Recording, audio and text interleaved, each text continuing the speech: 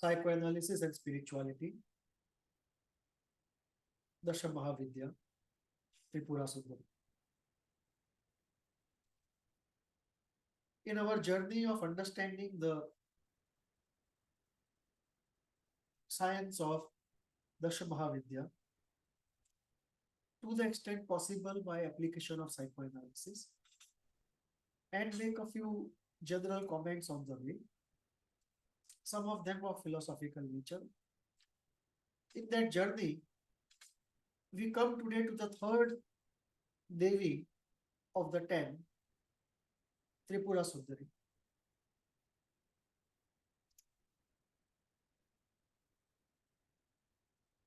It is very interesting to see the way the sequence of Devi has been conventionally established in Das Mahavidya sadhana. We saw the two fierce Devis, Kali and Tara. And third, we see, relatively speaking, a Saumya Devi, Tripura Sundari.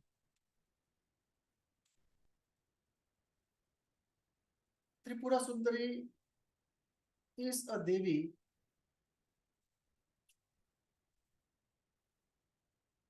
who, on a standalone basis,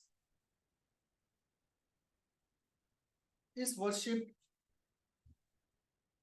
widely. I think from all the Dasa Mahavidyas, popular worship is more of Kali, Tara, and Tripura Sundari. Others are worshipped more by sadhakas. So let us go into the entire area, sadhana, arena of knowledge of Tripura Sundari. What is the story of origin and how is the depiction of the Devi? The story of origin starts with Shiva. Kamdev tries to break tapasya of Shiva. Shiva gets angry. He opens his third eye and burns Kama to ashes. From those ashes, a being gets created, and that being does tapasya of Shiva and gets a boon that enables him to be victorious over enemies. The boon probably is that whoever you fight, in addition to your own strength, you will get half the strength of the opponent, something on those lines. There can be separate renditions of the story of origin, but this is a popular story. And then he attacks the gods, and the gods then turn to a rishi how to solve this problem, how to save themselves from this asura. And the rishi tells him, the gods and the gods king Indra, that the way out is to do a tantra puja of the primal god Aditi. And this tantra puja has to be done using flesh and blood. And this tantra puja will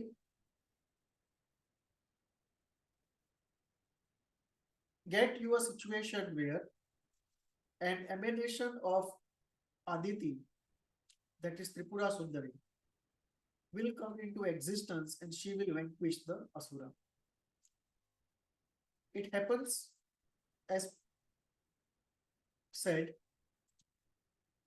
the Devatas do a Tantra Puja, Tripura Sundari comes into existence and kills the asura. So this is the story of origin. There is a separate story of origin where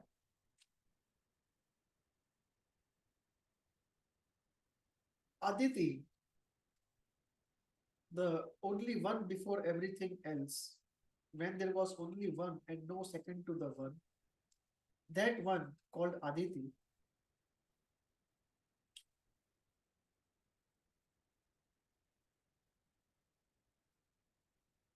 decides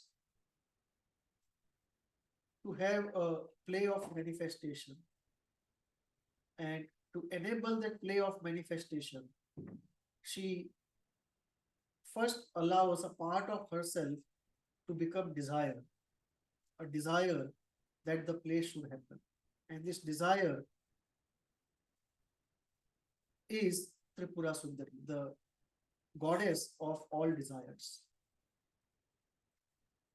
And therefore, it is Aditi who decides to transform a part of herself into Tripura Sundari.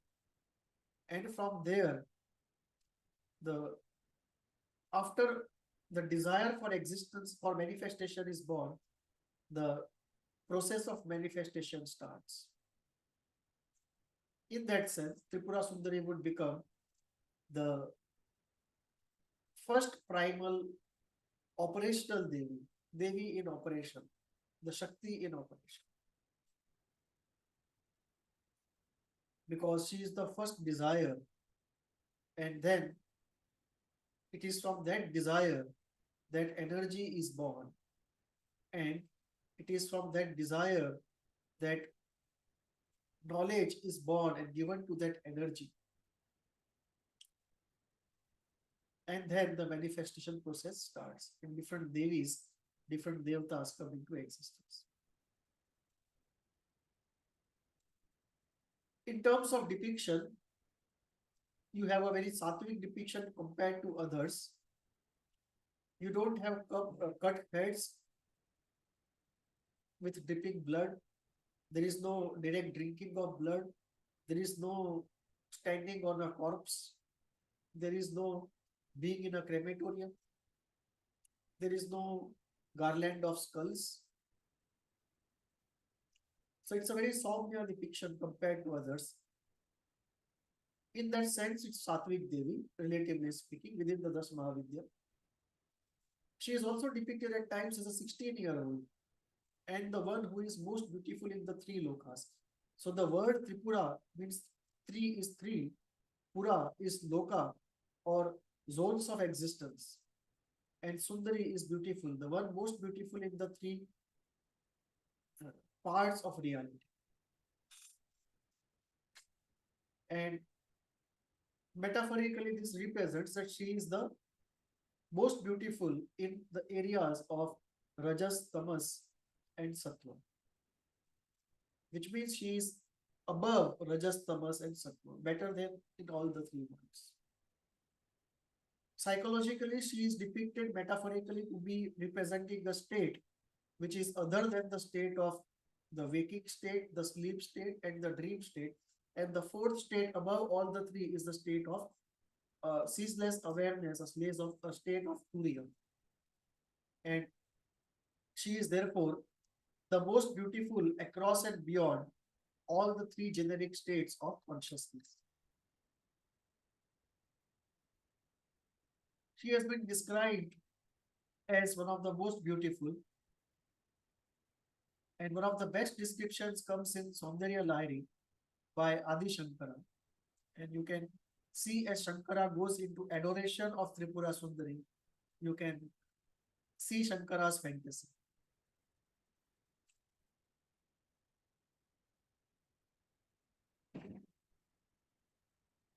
It's blasphemous in other religions to talk of these things, but in Hinduism, it's perfectly normal to point out fantasies even of rishis.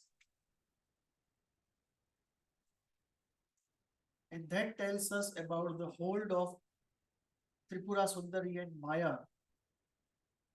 Even in the rishis, as they express out the holiest of texts.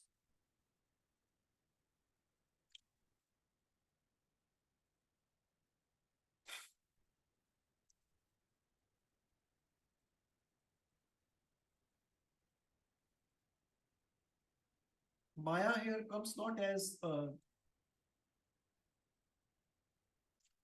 distorter of truth or uh, a curtain over the truth, but rather in the form of the aesthetic and the surreal. It's a good Maya, Maya that provides color and flavor to existence.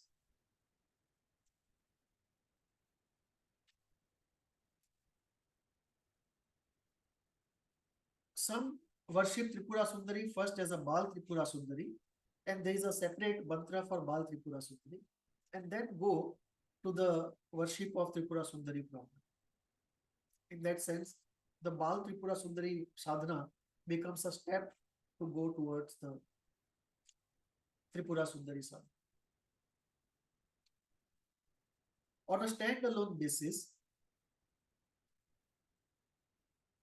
Shri Vidya, which is the Vidya of Tripura Sundari, and the Shri Yantra is the Yantra of Tripura Sundari. They are extensively used, and there are schools in the area of Indian spirituality dedicated only to Shri Vidya, where instead of doing sadhana of all the 10 Mahavidyas, they focus primarily only on Tripura Sundari and the Shri Vidya and the Shri Yantra.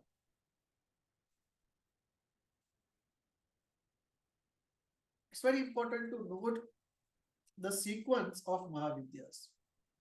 The first two are very fearsome, very difficult to be with, behold, do sadhana of. And then you have Tripura Sundari and Bhuvneshwari, who are relatively speaking not so fearsome.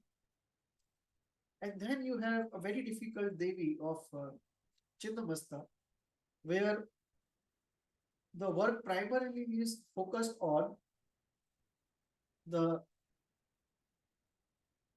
psychic aspect of doership, I versus others, the primary function of ego, the primary identification of ego, and the primary becoming of the ego through doership. And that is more difficult to accomplish compared to others, because then you have to go beyond all the three sattva, rajas, and tamas and get into a state of pure awareness. Awareness so transparent that you overcome even the doership of what is being done through you. So it's the observer and the system and no I involved in that doing action. That is more difficult to accomplish than the first four. And therefore, in a way, the sequence, if we look, the first two are very fearsome. And it's like typical Aghora the Devis, where you embrace the darkness tightly to emerge into light and transform forcibly darkness into light. And then you have like rest, where you strengthen the positive aspects of yourself in Tripura Sundari and Bhuvneshwari. And then again, two very difficult Devis come, one in the form of Chinnamasta and one in the form of Dhumavati. 5 and 8. Dhumavati, I think, is 8, but I may have to be corrected.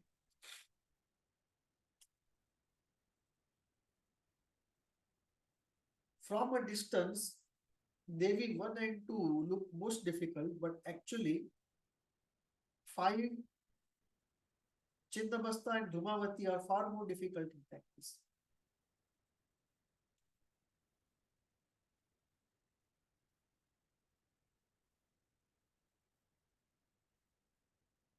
The first two have a very dramatic visual impact. But in terms of actual living, 5 and 7, 5 and 8, sorry, Chinnamasta and Dhumavati are far more difficult. But if we see, there is a sudden exposure to a very difficult two goddesses, then you get to the from the negative to negative experiences, intense negative experiences, which you convert to positive. You then enhance the store of positive experiences. And it's very necessary because very few can do a sadhana where all the difficult devis are put initially or towards the end. They have to be spread out, and in between you need those gaps to recuperate and strengthen the positive part of it. And therefore, the sequence from a sadhana point of view is of this type.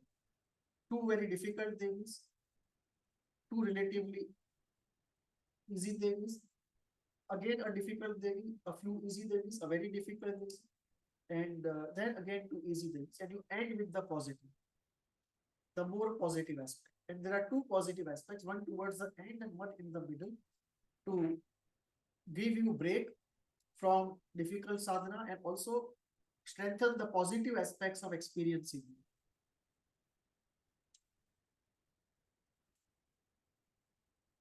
The sadhana sequence did not exactly be the philosophical sequence. If you were to create a philosophical narration, philosophical story of how creation comes into being, how it operates, then the desire would be before the first manifestation. So Tripura Sundari will be before Kali.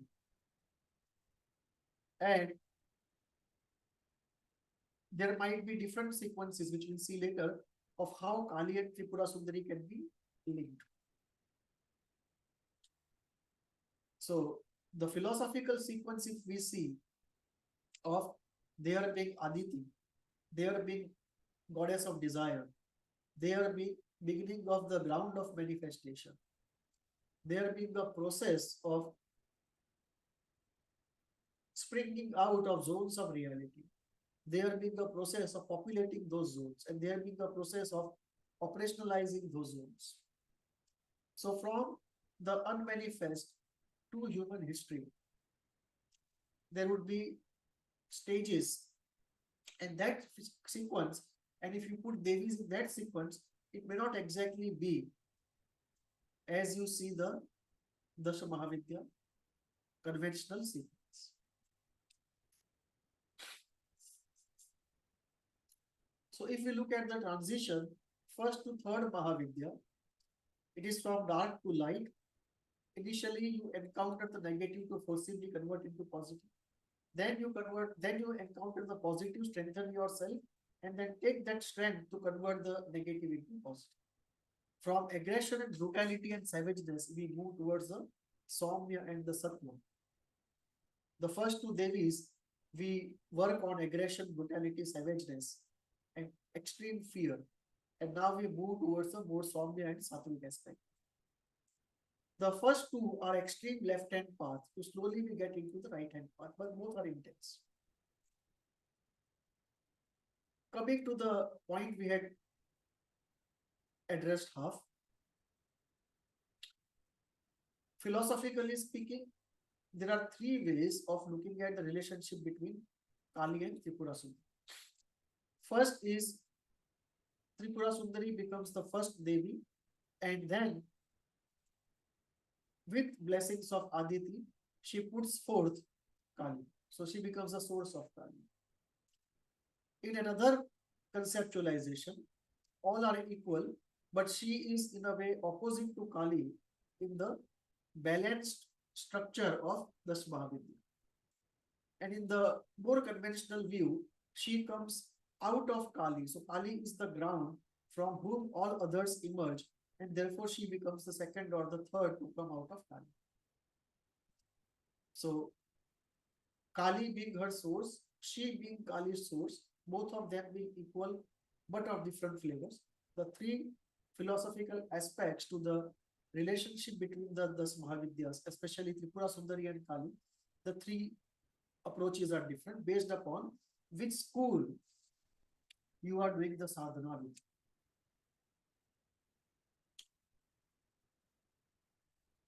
If we come to Tripura Sundari proper, In terms of chakra, we are working on the emotional chakra, the psychic, and the all the chakras above till the Sahasra.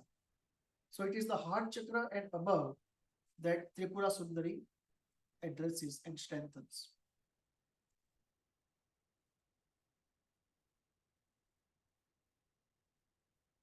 And when it is a capacity question, it's very necessary to have this Devi to build up the positive part of oneself and then get into the negative one is trying to explore and escape it. In terms of practices, as I said, uh, practice 5 and Dhumavati. Dhumavati, I don't know if it's 6 or 8, but Chinnamasta and Dhumavati can be more difficult than 1 and 2. Although in depiction, Kali and Tara seem to be more ferocious and difficult to do sadhana of, but that's more a visual and initial affective response difficulty. If we look for an extended period of time, Chinnamasta and Dhumavati become far more difficult.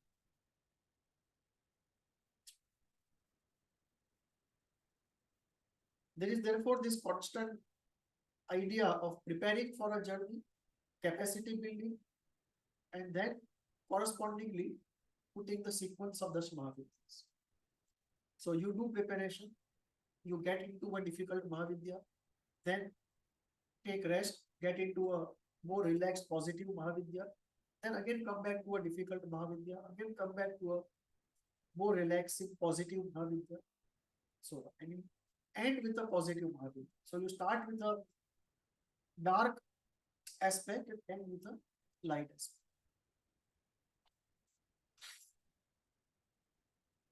What is the mantra? The mantra is I am Klim Saul. You often add Om and you say Om, I am Klim Saul.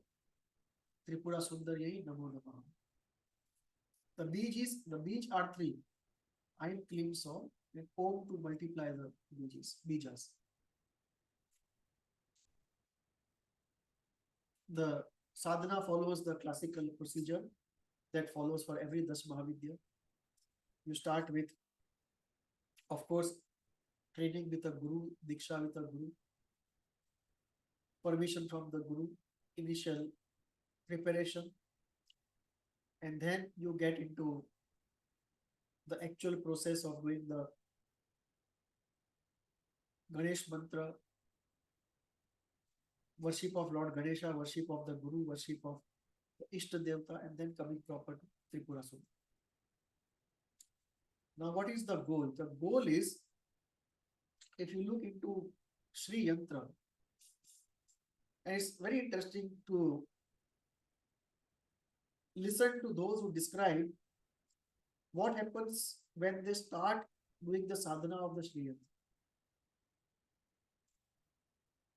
Some start visualizing forms which are very different from the visual depiction of Tripura Sundari. So they visualize a Tripura Sundari form after doing the Yantra sadhana, very different from Tripura Sundari. And some of them start believing that the Yantra form is more complete than the visual form. Some don't even see the visual form, but they feel the Yantra form is more complete than the visual form. And slowly from the outside of the Yantra, the 4 doors, any of the doors you can go in, or multiple doors you can go in. And ultimately you have to reach the center, the Bindu. Now this center you can reach only after clearing up the outer shells. And the outer shells are the shells of the body, the physical body, the energy body, emotional body, the thought body. And after that you reach the center, the Bindu. Now different schools have a different goal, and therefore the definition of Bindu will differ. Some will say the Bindu represents the psychic. Sri Aurobindo's language, psychic is deep inside the chest, felt as a flame with the size of a thumb. And once you reach there and you try to bring it forward, it then governs your life and leads you to enlightenment. Some would even call the experience of psychic itself as enlightenment. Many would not agree, but some can call that. For some, the center is the Brahmendra, in that the brain, the gland which secretes, the secretion which keeps you fresh, in bliss, feeling always young. The elixir, the soma inside the system, manufactured by a particular part of the brain called the Brahmendra. For some, that is the bindu, that it starts secreting, it starts activating, and you can get the activation on demand. For some, it is the experience of sahasra, that you are able to be there and experience bliss. And for some, it is oceanic oneness with existence. For some, it can also be a state of no thought, high awareness and bliss.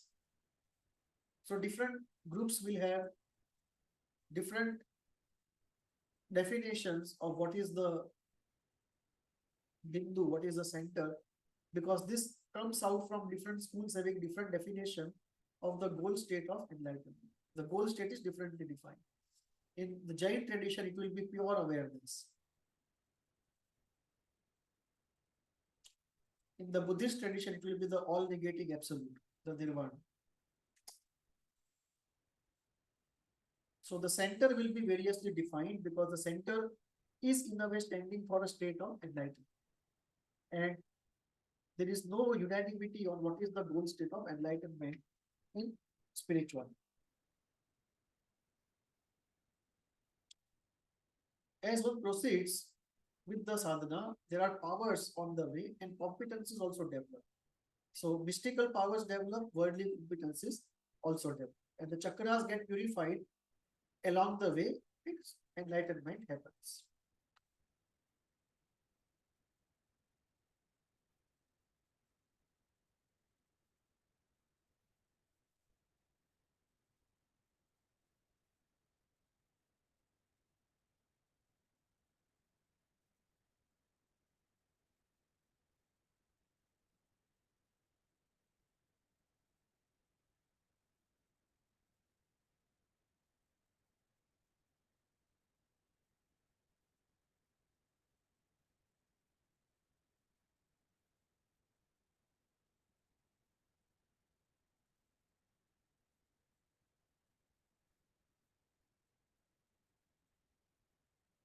From a psychoanalytic standpoint, how do we look at it? We are getting back with in a more concrete and visual and experiential relationship with the beautiful omnipotent mother. And obviously the pre-Oedipal mother and the Oedipal mother both get worked through in this being with Tripura Sundari.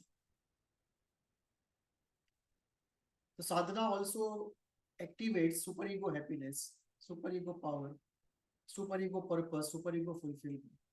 And this positive aspect of superego we have not harnessed in psychoanalysis. We have only seen the punitive part of superego that we call the superego pathology.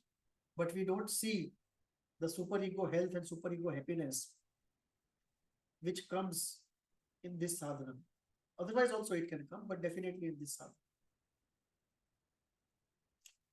Spiritual happiness and power and purpose and fulfillment are experienced. There is objectivity to the unpleasant, development of objectivity to the unpleasant, objectivity to the pleasant, and the feeling of light, bliss, delight, joy, and ecstasy. And they are very healing for the mind and the whole system. Often one can realize the bindu as a psyche, and that starts off a different process of healing. Once you are in touch with the psychic, rest assured, whatever is the difficulty you have, healing will happen. It may take time, but it will definitely happen. And the psychic will take a route of its own to heal you. So when we talk about the healthy part of the unconscious, this is a separate entity, not a part of the unconscious, but a very healthy, almost a divine part of the human.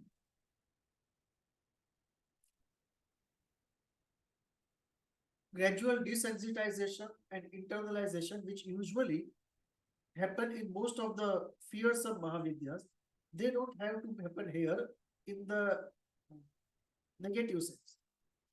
So there is no problem of gradual desensitization, but internalization of a good object definitely happens. There is no reality acceptance here, unlike in case of Kali and Tara. What is here is a roaring free romance.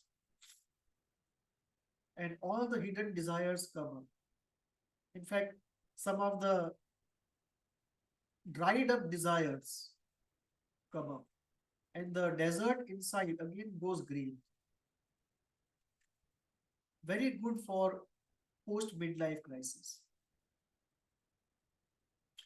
There is neutralization of aggression and death instinct by the flow of light, delight, and love, positive flows. There is enhancement of ego strength capacity, no doubt about it. It's like you regain the lost, good, omnipotent, all beautiful mother back. It's like a desire from childhood unmet is at last fulfilled, and that creates a different dynamic in the mind. This enhancement of corpus of positive experiences, the joy of life, enabling one for more work and love, and one of the most conducive Mahavidyas for giving freedom for pathology by developing the positive aspect of oneself. It's like one ejects out of that zone of negative where the gravity of the negative prevails, gets into that sublime zone of the positive, and the sublime zone expands to contain more and more of one's system and create such strength that you can easily then go into the difficult part of yourself and transform. It's a very safe way of enhancing the positive, and then when it's overwhelming, use that overwhelming strength to annihilate the negative. This is a very good quality of life accelerator in every area of life: the health, the prosperity, the spiritual advancement and healing, and also mystical powers. What are the personal experiences? They are complicated, not easy, differ, but initially it is seen as a very difficult tapasya, especially the Sri Yantra, because Sri Yantra is a comprehensive depiction of the human system and existence around it. And it's a wide and deep study to understand what it means. Because in a way, for an individual, for a human individual, it is like it depicts the grand theory of everything in an essential sense, of course. So in an essential sense, the Sri Vidya gets into the grand theory of everything. Powers and competencies develop, mystical powers and secular competencies. It's a feeling of pure romance going to objectless romance. So initially it is a pure romance with the Devi, and then it gets into an objectless romance. Some people start seeing her as a mother. In that sense, the love becomes more maternal and more free of the erotic, but many start feeling pure romance, and slowly gets into an objectless romance. The feeling is of light all around, delight, and feeling swept away by love. And in other Devis, the movement is from negative to positive. Here, the movement is from positive to more positive, then coming to negative to transform itself to positive. The transformation path is different. Personally, I tune more into Tripura Sundari the most, and second, I would say Tara. But Tripura Sundari the most.